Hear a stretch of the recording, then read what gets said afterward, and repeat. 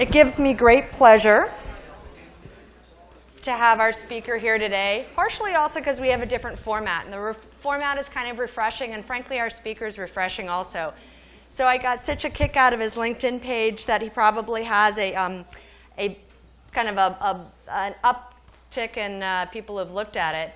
But if you looked at his LinkedIn page, one of the first things you see is maybe a motto or a description, which is better sorry than safe. So I think that's probably an interesting way to describe. And under education, I thought it was very refreshing to see that while Darian did go to UC Berkeley, there you have it, dropped out. I kind of think that's refreshing also to see that and be very upfront about that. And then in true nerd fashion, and I had a discussion with a professor about this, he does claim to have a second language, which I assume he's fluent in, and maybe others of you can speak it as well. Klingon.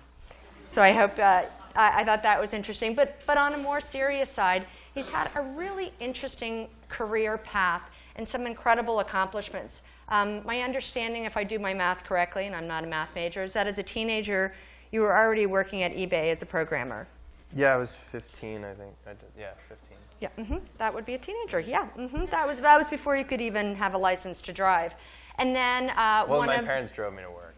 That's that was really weird, actually, for a little while. And speaking of your parents, I hope you'll talk about that more, because then you're an intern at Facebook, and I think maybe either you were the first intern or the first outside of Facebook person kind of to be there reporting into Mark Zuckerberg. There were like 6 people, I think, when I started, yeah, about 6. So were your parents driving you then still? No, I actually walked because we lived near the office. So I got really lucky on that one. So there you go. Yeah. In addition to that, our speaker today has funded a really interesting, different group of companies in a lot of different spaces. Everything from MessageMe, and I think that was bought by Yahoo a year ago. Also, I thought Cambrian Genomes, I should say, which, I mean, totally different, looking at basically, I think they can do 3D gene. Yeah, they do sequencing of DNA in a really cheap way. So basically, you can create a glowing plant, or you could create like a bacteria that converts soil into something else, and they actually, if they really do what they're supposed to do, I'm concerned they'll cause a lot of problems, because they can like build really, really interesting things, and those interesting things would be not so good in some ways and very good in other ways. So interesting. You can probably imagine that. And on the educational side, Udemy. I mean, so it's just really quite interesting. And he comes today as CEO and founder of Radius, which is a software company which uses data science to help business better understand their customers and grow their business. And also, not only that, as if that's not enough, he's the holder of 2 patents. So it gives me great pleasure to welcome today Darian Shirazi. Oh, thank you.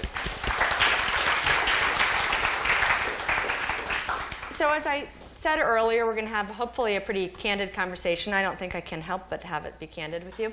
And we'll talk a little bit about your journey. I wanted to talk a little bit about Radius, what you're doing now, and then your insights, and then we're going to open it up for questions from everybody. So you did have a fairly unusual start to your career, and I'm wondering if you could tell us a little bit about that, about your path, your journey, early, like before 20, before all of us did that much. Yeah. So I got very lucky. So one of the things is that I started my career, and my parents sort of told me they wanted me to work.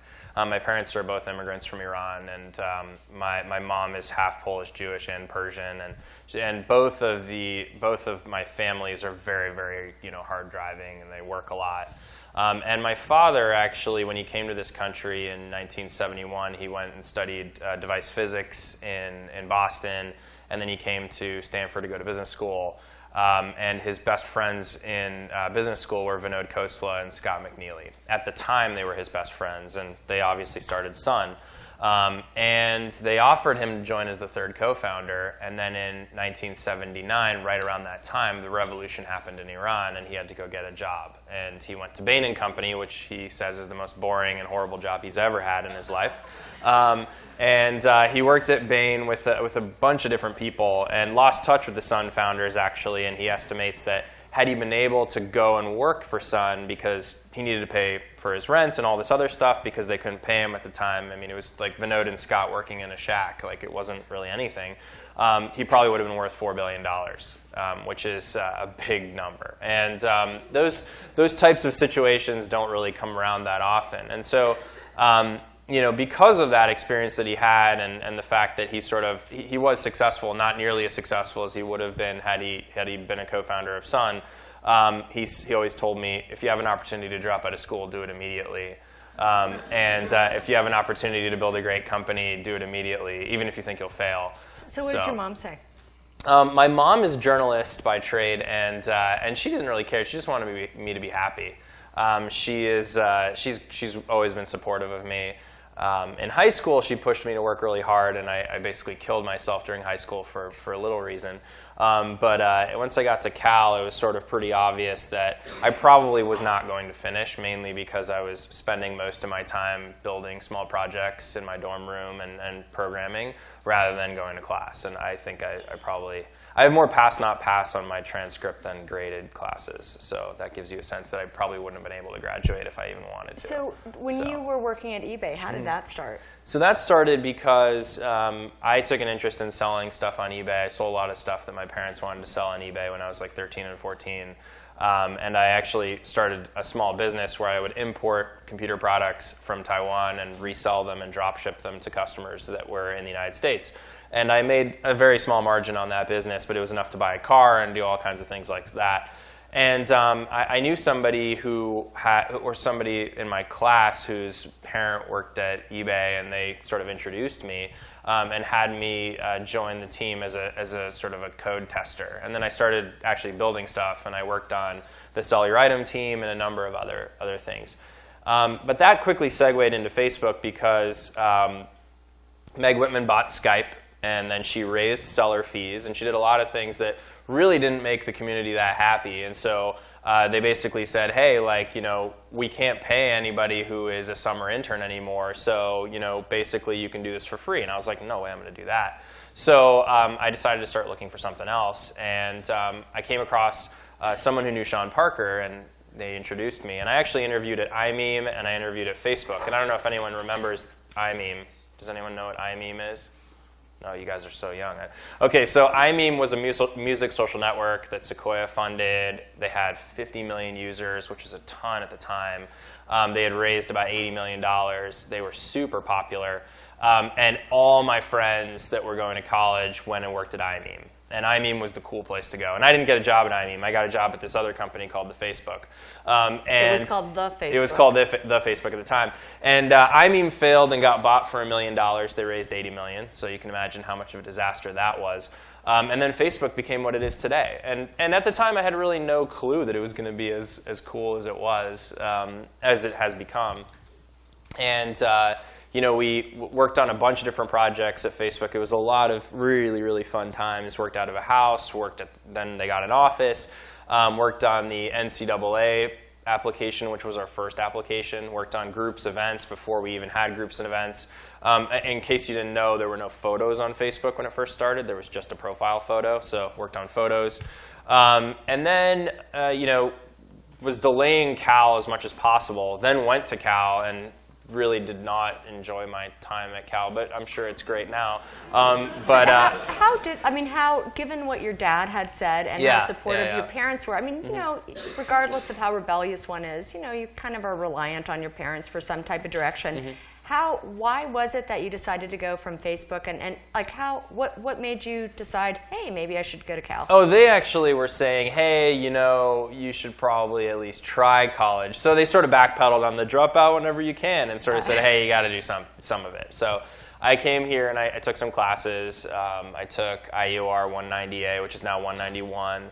I took 61A and dropped it very quickly. I took EE 20 and dropped that very quickly. So a number of classes that were not that fun. But what I really loved when I was at Cal was actually logic. And so I took meta logic. I took intro to symbolic logic. I started doing a lot of those classes, which I found to be fascinating.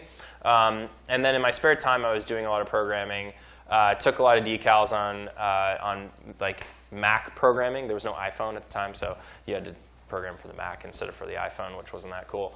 And then, started working on what is today Radius, kind of at Cal, kind of not.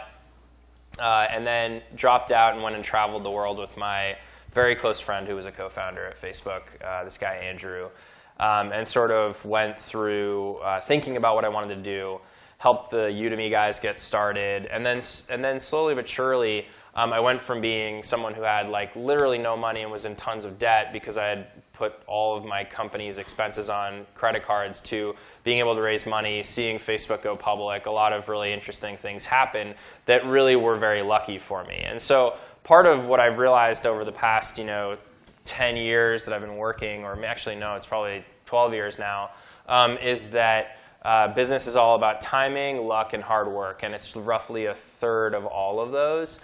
And my most favorite article, which I think everyone in here should read, is this New York Times article about Bill Gates, where he talks about return on luck, where for every person that is really successful has really good sense of return on luck. And what it basically means is that if you are able to identify when you're in a lucky situation and take advantage of that lucky situation in the best possible way.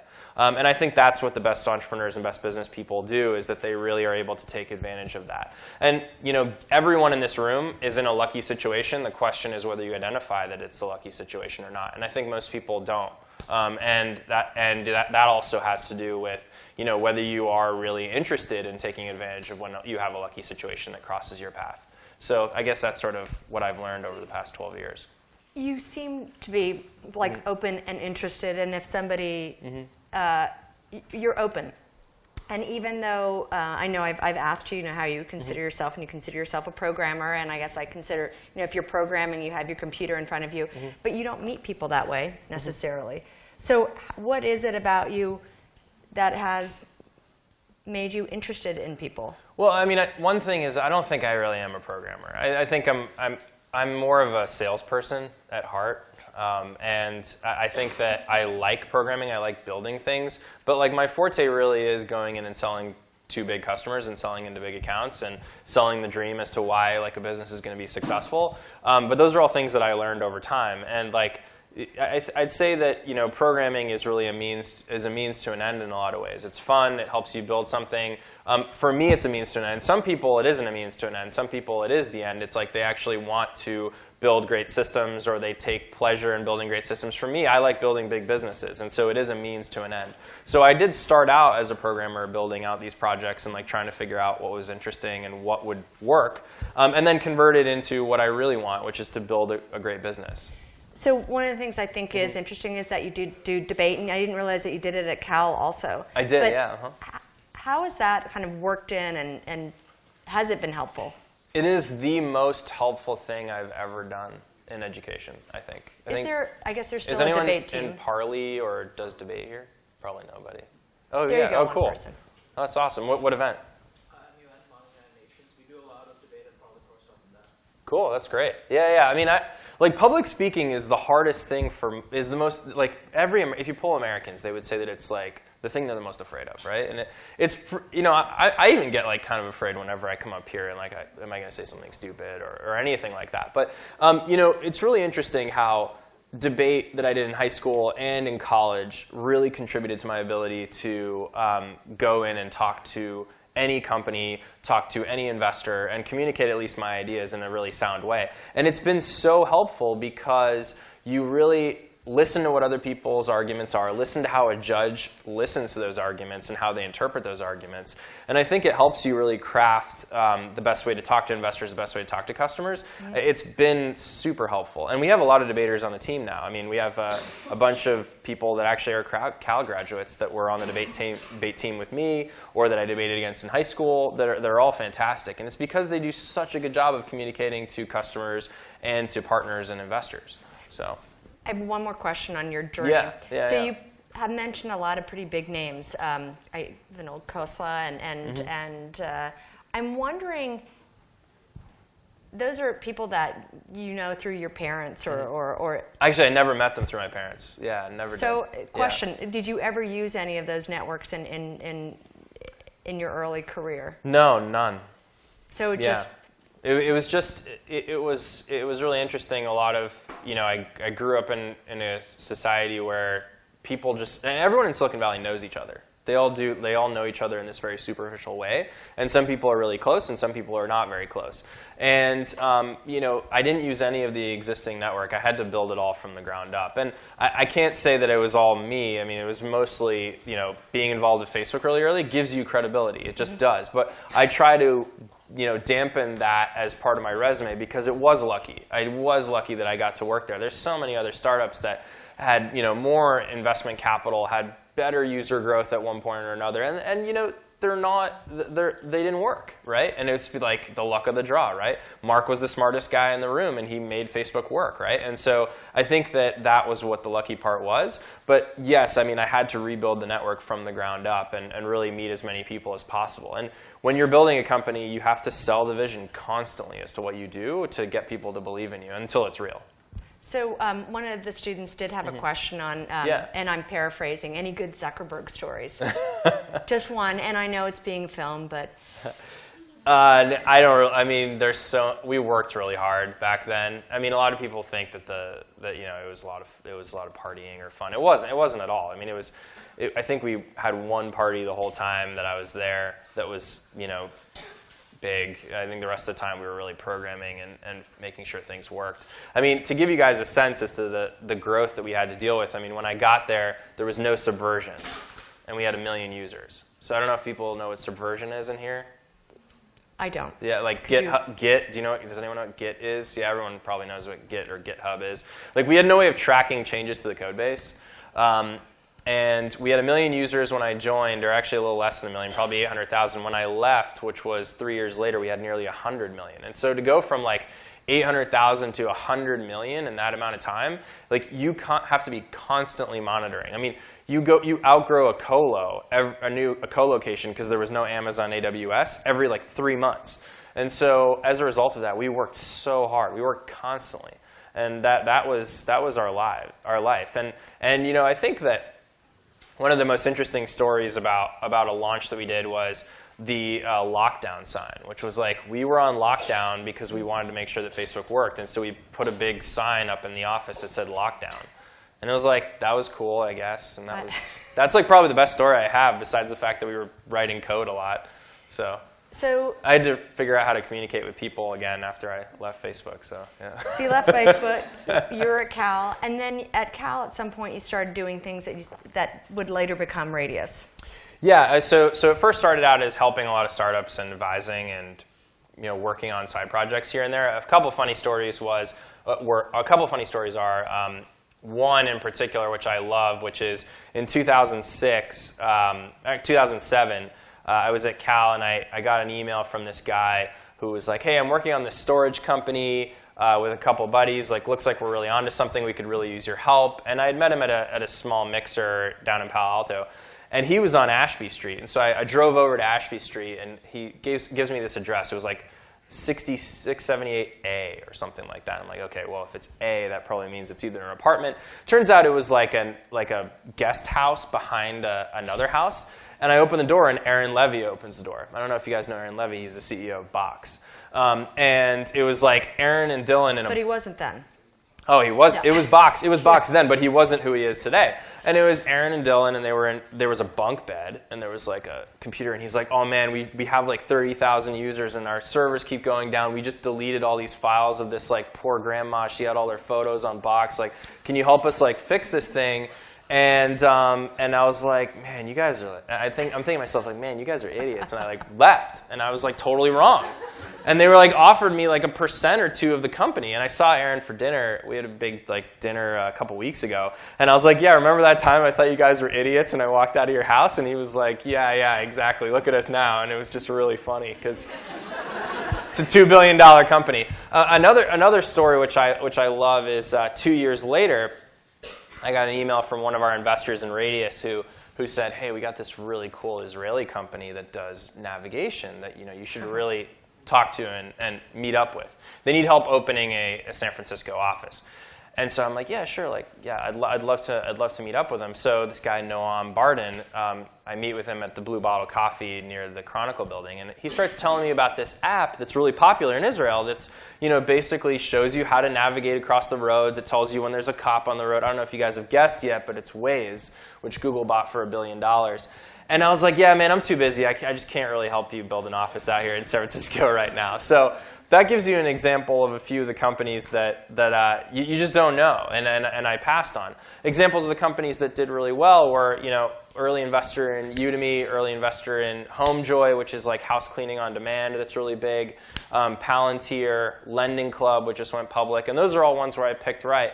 But there are ones where I don't, and there are ones that, or Sprig. I don't know if you guys have ever ordered Sprig for dinner. I was the first investor there. So there are a lot of these companies that are doing really well, and the ones that I passed on are, there are a bunch that are huge, and so you just don't know which ones are going to be successful and which ones aren't, unless you're the founder. I'll get back to Sorry, I went on a Radius, tangent but there. I am curious. No, it's one of the questions. Like, what is it about a company like Sprig or Udemy that you were like, I like that? What is it about what intrigues you about a company enough to want to do something with them? The people.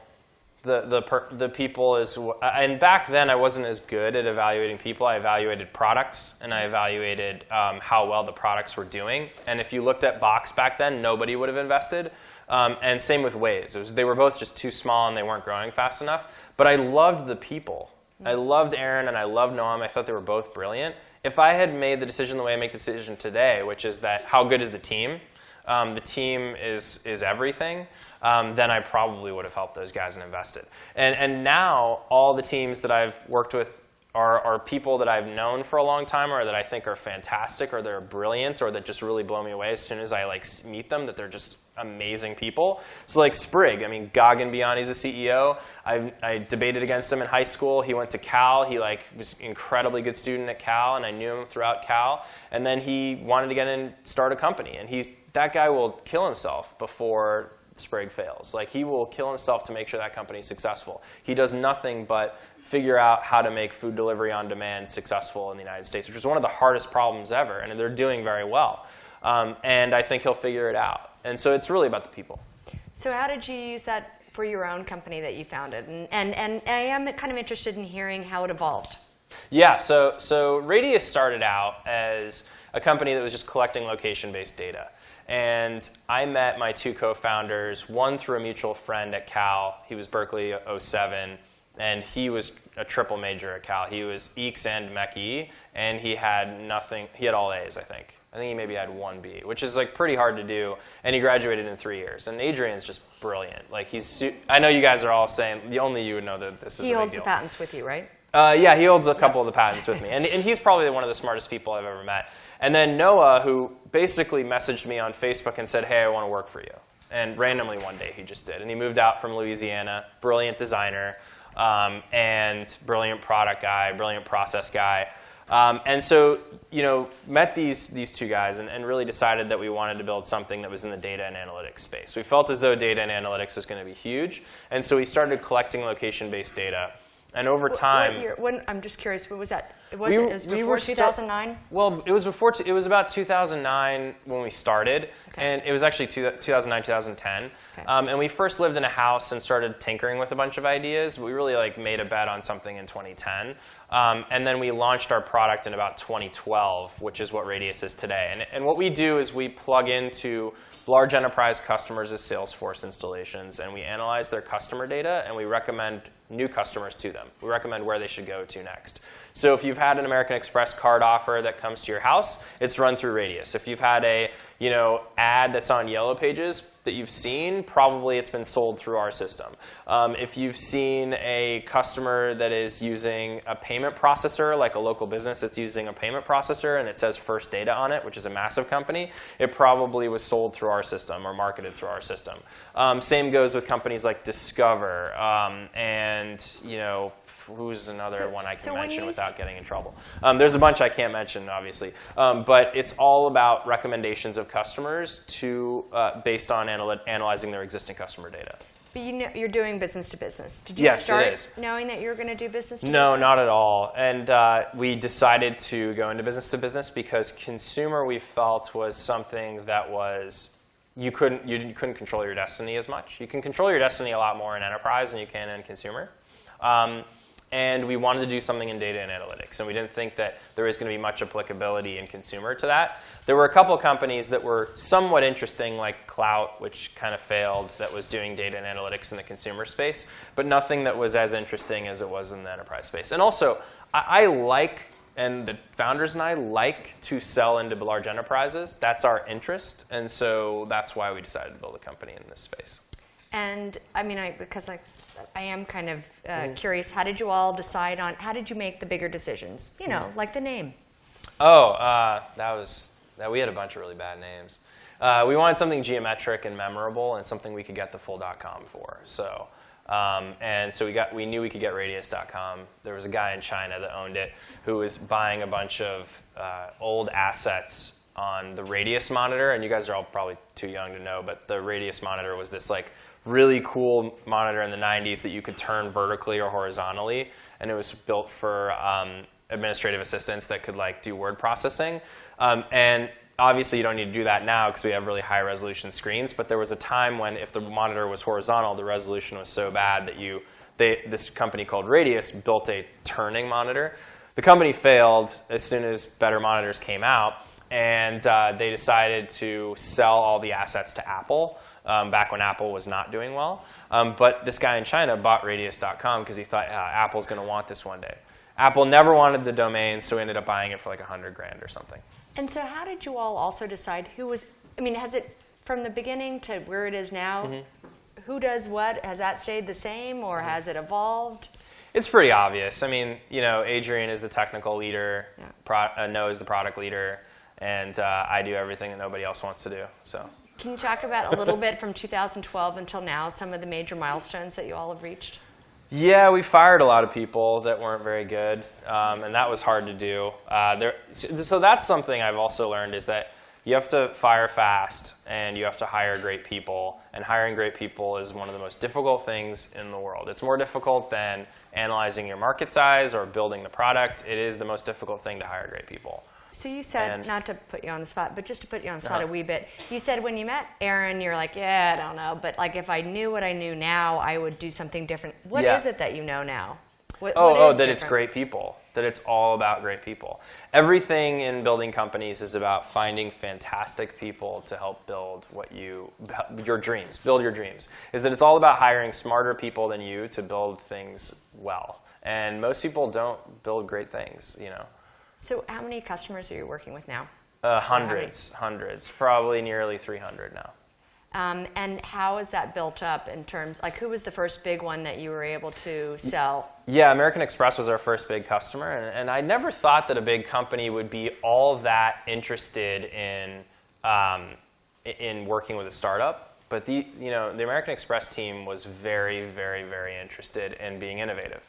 And they knew they had to work with startups in order to be innovative. And that's happening more and more in the finance world. It's happening more and more in New York in general, is that they realize that in order to innovate, they have to work with startups in Silicon Valley. And so it's becoming easier for startups to build enterprise customer relationships than it was before. And the enterprises are much more open to it because they realize that the people out in Silicon Valley really know what they're talking about. And that's been sort of a change in the past 10, 15 years. So being on the sales end, I'm just curious, how did you go about a first meeting? How do you prepare? How did you even get a first meeting? Because it's hard for anybody to listen, even if they want to be innovative. We had an advisor who introduced us to some senior folks at Amex, and that was really important in the early days of Radius, is that we wanted to get as many great advisors together as possible. So we went and found people that were well-connected, senior at other companies, gave them a little bit of equity and asked them for introductions to the right people. And then we also, you also have to be very bold. Like, you just have to be bold. I mean, I think that I asked for a meeting with the CEO of Amex in the first meeting.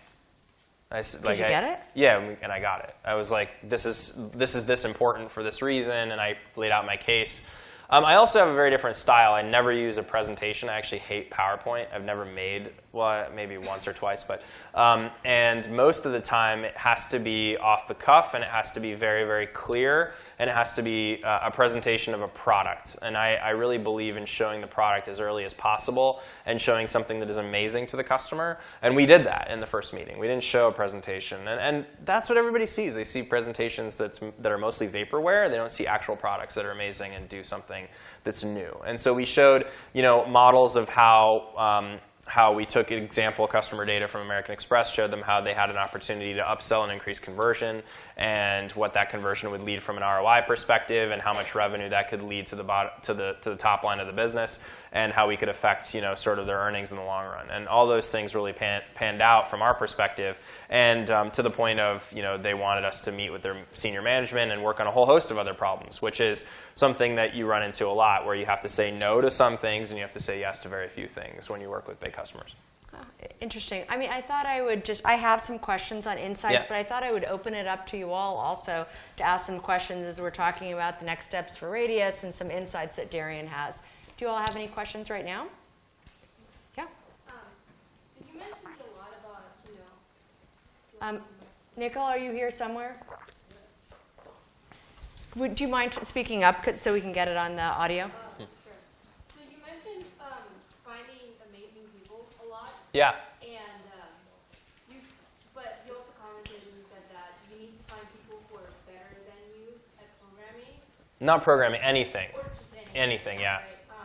So are you saying that there are two, either you're working for someone and you have to be brilliant, or you're starting a company and you can be just Yeah, so what's interesting is that, the best entrepreneurs not only can take advantage of great situations or lucky situations, but they can also get people to follow them.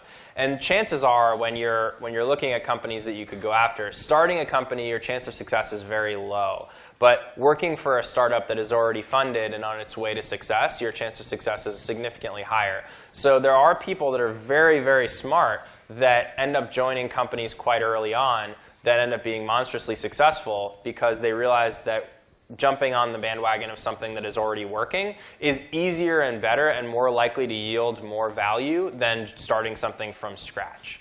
And so I think that that's going to become apparent to Silicon Valley. We've seen a huge influx of YC companies and people trying to start their own businesses and seed-funded startups. And there is going to be bloodletting at some point. And it's going to be clear that joining Dropbox when Dropbox is 50 people or joining Facebook when it's 10 people will yield significantly more value for your career than starting something from scratch. So, because luck is such a large component of building a business, no matter how smart you are, you can't create luck, right? So if there is a Dropbox and you think that you can add a significant amount of value and create a lot of value for yourself, it makes a lot of sense to join a company, even if you feel as though, even if you are smarter, or the founders even feel that you're smarter in one specific area than they are at their business. Does that answer your question? Kind of. What would better answer your question? If you, yeah. Like a follow-up kind of thing. Yeah. How do you become amazing? So I think that you have to be able to leave the building with your head. Why are you at? No. So I don't know about. I wouldn't say I'm amazing at all. That's not. No, she didn't actually say that. Yeah. Really? Oh. Oh, I thought she said that. No. Anyway, but no. So maybe I just heard that. It no, did sound like that. Go ahead. I'm just kidding. All right. So the how do you become amazing? Well, there's some really amazing people on our team and people I worked with at Facebook that are incredible. And the interesting piece about it is that it's people who absolutely care about the problem that they're solving and put the problem that they're solving before anything else in their lives. I find are really, really amazing people because they'll do whatever it takes to be successful. I've had so many people on my team who were brilliant who just didn't care about what they were working on, and they didn't care about what they're working on in any context. Maybe they just had different interests. They weren't passionate. They didn't seem to care about the problems that they were solving. I've had that at every single company I've been a part of or invested in, is that there are people who are really smart. They have great degrees, or they've solved some really difficult problem, or they have all these patents and stuff like that, and then they just don't really care about the problems that they're working on. And it's like they've either been pushed in that direction by their upbringing, by their parents, or by their college, rather than like, I know what I love and this is what I want to do. And that's what makes people amazing. And I would much rather have someone that's passionate and focused on something than someone that was just raw intelligence with no passion. So, yeah. Doesn't that answer? Yeah, I'll have more questions. I actually don't have. Please ask away. We'll come back. Nicole, there's a... Oh, you have it. So I wanted to ask, from a student's perspective who's just going out into the job market, hasn't seen as many startups, hasn't met as many amazing people, how would we evaluate an early stage startup and kind of see through the marketing and understand what would be high growth for us in our careers? Yeah, so that's really hard to evaluate. That's a good question. It's impossible. It's nearly impossible to evaluate. So where is Radius now? Where would you say? I mean, you're not at the 10-person Facebook stage. We're about 100 people, yeah. We're about 100 people now. I mean, it'd be great for you guys to join Radius, actually. You should submit your resumes. But I'd say that the interesting thing is that the earlier stage you go, obviously the more risk there is. So like if you're in 3 to 10 people, there's super high risk, but obviously high reward. And if you go to a 100-person startup, chances are your like take home, if that company ends up being worth $1 billion, is going to be maybe $1 million, right? But if you go to a company that is like 3 to 10 people and it goes to $1 billion, your take home could be like 50 to 100 million, right? And so it really depends on like what your threshold, what your tolerance is there. The interesting thing is in Silicon Valley, no one will frown on you for trying at least once or twice in your career to hit that really big company, right? They do want to see some kind of work ethic around and being associated with some great brands. So as your first job into the job market, I would say that if you want to build a sustainable career and your risk tolerance is probably medium, you want to go for a company that's probably somewhere 50 employees or more, that it's in a space that you really love and are passionate about, right? And so I think that that's the best place to go. I wouldn't go work for a company that is massive right out of college. I think that really that'll cause you to create sort of a set of rules around you where you'll be sort of restricted as your career scales, and you'll be stuck in big company mode forever. You want to have a sensibility of what a company was like at 50 people, because then when you transition from the company that was at 50, let's say you leave when it's 250, and you go to a company that's 5 people, you'll have a sense of what it was like when the company was smaller and the challenges that you had to go through. I mean, a company that's 50 employees, to give you a sense, is a company that like has very little HR policies, probably has never had an HR dispute, probably is a company that still outsources their HR, probably a company that doesn't really have a cadence to their company events, doesn't really have a cadence to how they hire, doesn't have a lot of policies and systems in place. And in addition to building out the product and scaling the business, they're trying to build all these processes and systems to make themselves look like a real company. And so those headaches and those growing pains are things you'll see at a 50-person company that you wouldn't see at a 1,000-person company. And I think that that is a huge, huge learning experience, because you realize how much stuff that goes into building a business, and it'll allow you to scale down to a smaller company when you want to take that risk in your career. And you should never stay at a company for more than 2 years in the early part of your career, too.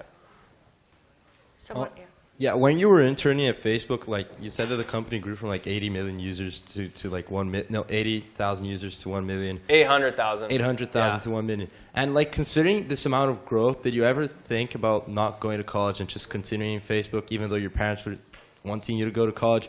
Or when you left Cal, going back to Facebook or trying to go back?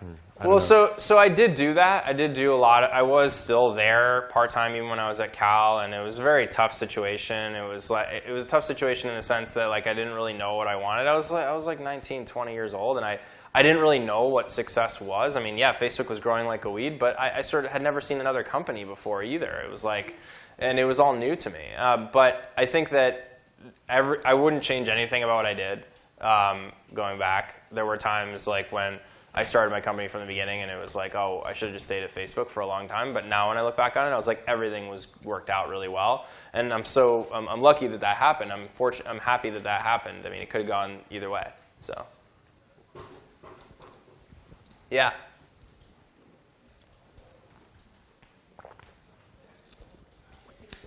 So I'm wondering, like you said, you were thinking about building a data analytics company in like around 2010. Yeah. So how did you like narrow your idea scope down into like, oh, so I want to provide like leads for small, medium businesses. And like, how did you like narrow down the idea, and how did you get your business started? How did you validate, oh, it's actually could be a cool idea? I guess there's a lot of things like in the beginning that's really difficult to start. So how did you get started? Yeah, it was a long time. I mean, we went through a lot of ideas. I can't say that we suddenly like, oh, this is what we're going to do from day one. We didn't decide that. That was sort of, it was a process of elimination, trying a lot of different things in the data and analytics space. I knew, or I felt as though data analytics was going to be a massive market because the advent of Hadoop and how Hadoop had like picked up as a really great system, and you could create, the big table paper was new. It was like everyone was talking about it here at Cal as well in the engineering department. It was really interesting as a new technology, and it's fascinating to see that Hadoop is on its way out now, and things like Spark and in-memory databases are the new jazz. That's all we run on at Radius, and so it was clear that that was going to be a space that was really interesting. And also one of my good friends, Jeff Hammerbacher, was starting Cloudera, and Cloudera is obviously started in the realm of being a service-based system on top of Hadoop. And so it was clear to me that there were going to be business applications that were built on top of Hadoop and built on top of things like Cloudera, so I wanted to go into that market. And then how did we pick the idea or know that things were happening? We knew things were happening because customers started to come to us and wanted to buy our stuff. And so when that happened, we knew that we were on to something. The question then was, how big is the market? And if the market wasn't big enough, could we change the product such that it would be big enough? And so we keep iterating and expanding the market size. And right now we provide small and medium-sized business targeting to large enterprises. Eventually we'll do all B2B targeting, and that's a $100 billion market annually in the United States. So it became clear that we could expand the market over time, and also everything was telling me that we were onto something big.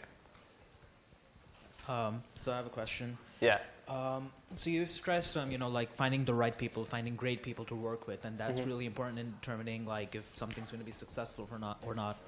So my question is, in like today's age, do you place more value on people who have great technical skills, or do you place more importance on people who have great people skills? It really depends. So it depends on what team you're joining. If you're joining our data science team, like obviously we look for physicists. Like that's really the core background we look for. If you're in data engineering, we look for WCS or something like that, or CS. If you're on the sales and marketing team, then obviously people skills are really important. So I think it varies. We do try, one addendum to that is we do try to find sales and marketing people that have some kind of technical background. That's super important. It's rare, but it's interesting. It's great to have. So. I'm wondering, how did you create your company's culture? Oh, that's a really good question. That's a great question.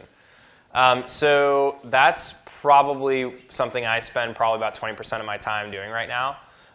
So I would say that we have one of the highest ratios of female engineers to male engineers in the Valley of most companies. And so one of the things we wanted to do is make it such that it felt as though it was an equal opportunity. I'm sorry. No, Did I say something wrong? No, you said something very right. Go ahead. Oh, okay, yeah. So the culture that we wanted to create was that Radius was going to be a place that everyone wanted to be comfortable, and everyone was going to want to come to work regardless of their background or upbringing or anything.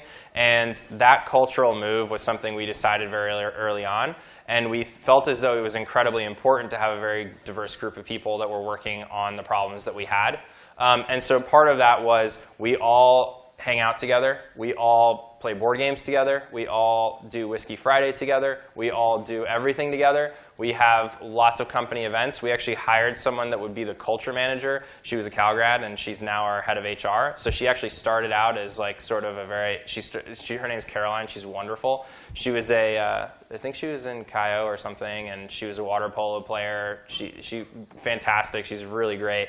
And she started out and I basically said, I want you to make this place awesome. I want everyone here to want to work here 24/7, and I want everyone to have a really good time. And I'm not good at inspiring people to like work together and hang out together all the time because I like to program and build stuff, and I like to sell to customers. And so tell me what you think we ought to do. And she basically came up with an entire set of values, and we did a survey with the company as to our company values. We had a very collaborative and transparent method of coming up with those values. And we made sure that in the interview process, she was always involved, and she was always making sure that the people that were coming in were not going to mess up the culture.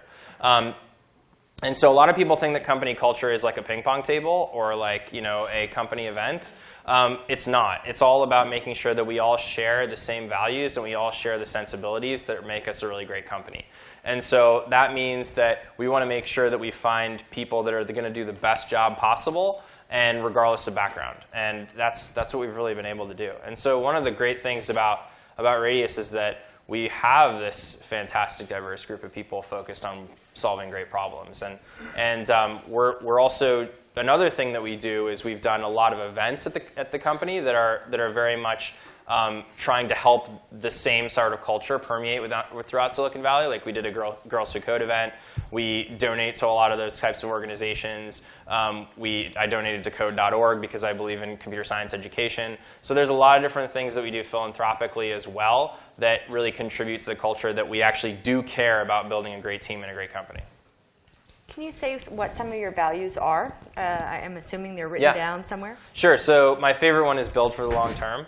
And so whenever we make decisions, and we expect everyone at the company to make the decision to build for the long term, to build something that is not going to solve a customer problem immediately or not going to just be a shortcut. We build great work. We create great products. We solve great problems, and we solve them in the best way.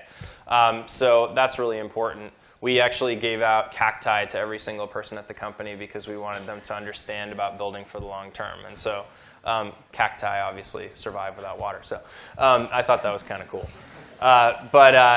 Then we also, another value is that cash is king. So we see a lot of startups that spend a lot of money on frivolous stuff. So there's a lot of companies that try to endear their employees by giving them free, lots of free fresh squeezed juice. That's actually a very expensive item. I've heard it's like $4 a bottle if you work in the city. Or they give free parking, or they give like lots of swag, or they give like the best laptops or the top of line monitors. That doesn't retain people. Like those things are not the reason why people go to work at companies. They go to work at companies because they believe and because they enjoy working at those companies. They enjoy it so much that they actually make friends with everybody that they work with.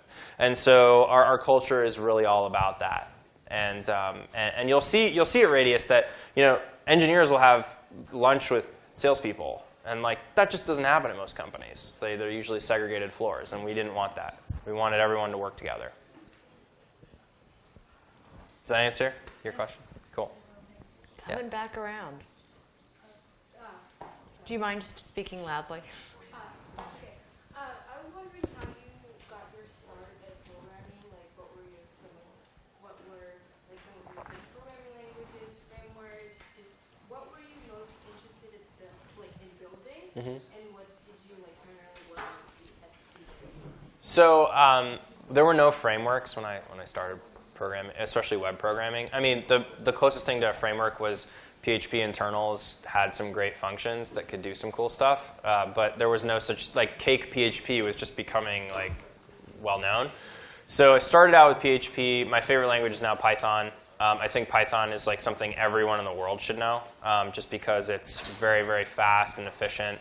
It's very easy to learn, and it also allows you to do really fun things like clean up your music library if you wanted to, or build a small web application for surveying your class, or anything along those lines. And so I think Python is fantastic. There's a lot of interest around Node.js and a lot of these other things that are really interesting to learn.